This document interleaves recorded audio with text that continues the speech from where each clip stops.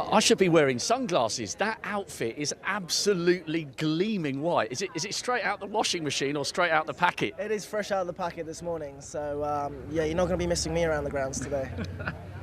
Is it nice to be back at Wimbledon? Yeah, definitely. It's an event that I get very excited about. I think a lot of British players get excited about. It's probably the one event in the calendar where I'll be thinking about it for more than just a couple of weeks beforehand. It's an amazing place to be, and to be able to play here and be in the grounds and be surrounded by so many great athletes. It is an incredible week. We've got a quad division added to Wimbledon for the first time, fully integrated into the slams this year. It seems as though year on year, wheelchair tennis is quite rightly being regarded with more and more gravitas. Yeah, I really think that it's just growing as a sport in general, from the interest of the public, and then even at the slams, the Wimbledon was definitely the catalyst behind that kind of groundbreaking year. Following on, the Grand Slams looked at that, and they're playing us on Arthur Ashe. Dylan's playing on Rod Laver in Australia. So, for us as players, that's kind of what we dream of, is to be taken seriously and to be seen as athletes and not just a disabled sport. How would you assess your form arriving here on the pristine grass with the brand new tracksuit? You're really liking the tracksuit. Yeah, it's good. Yeah. I've only got it in the small though, so it's a bit stretchy. Yeah, obviously Queens was good for me. I had a good couple of matches there, so I was really impressed with my level. That's a couple of weeks ago now, so it's just trying to keep on the grind on the training. In terms of the year, it's been up and down, been a bit mixed. Not the results I maybe would have hoped for in the slams, but this week is so different that anything can happen really. And I guess you've got the added incentive of performing in front of the home crowds. When you're in the midst of a match, are you able to soak up just how much enthusiasm is coming from the crowd, or do you block that out until afterwards? I think you kind of block it out, to be honest. I love it. I really do love the atmosphere that the crowd bring. And in moments where you're struggling or you can feel yourself fatiguing, it does really give you a boost. And I've always said I prefer a noisy crowd to a quiet crowd. But at the time, yeah, you kind of have to just stay in the zone and use it as a way of channeling your performance. But afterwards, when you look back at it and you see actually how many people were watching or how loud it actually was, or to see that court 3 was near enough full, it's like, wow, we've got to that stage, and it's mental to think that those amount of people want to watch, or there's X amount of people watching on BBC. Like, it's quite a scary thing to know that there's so many people with eyes on you. But yeah, you got to embrace it.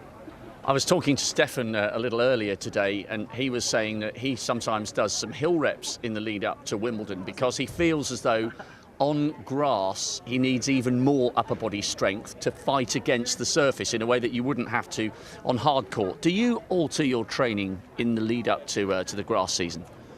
Yeah, I mean, I think everyone has their different ways of preparing, but I've learned from each year that my body is the one thing that I need to look after, and I've come to the championships with niggles or injuries, and maybe spent too much time on the grass, or maybe spent too much time in the gym. So I think finding that balance is still somewhere that I'm doing, and this year I felt like I'm fresh, and I'm in a great place with how I'm feeling, with how I'm striking the ball, even just what I'm doing as in my technique, and am I reversing it, am I slicing it? My natural game is to hit top spin, but this year I'm going in with a bit of a different approach. So yeah, it's just trying to be flexible with my game and finding out which way is the best way to prepare, I guess.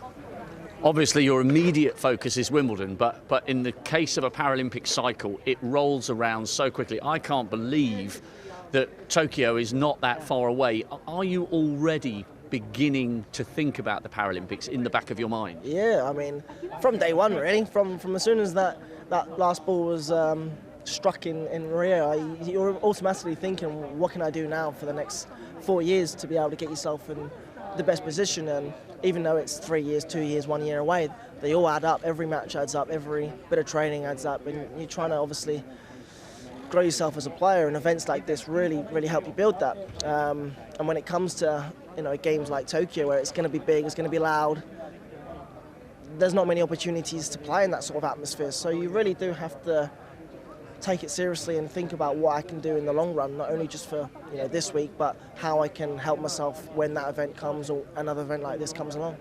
Do you feel your game is in better shape 13 months out from Tokyo than it was 13 months ahead of Rio?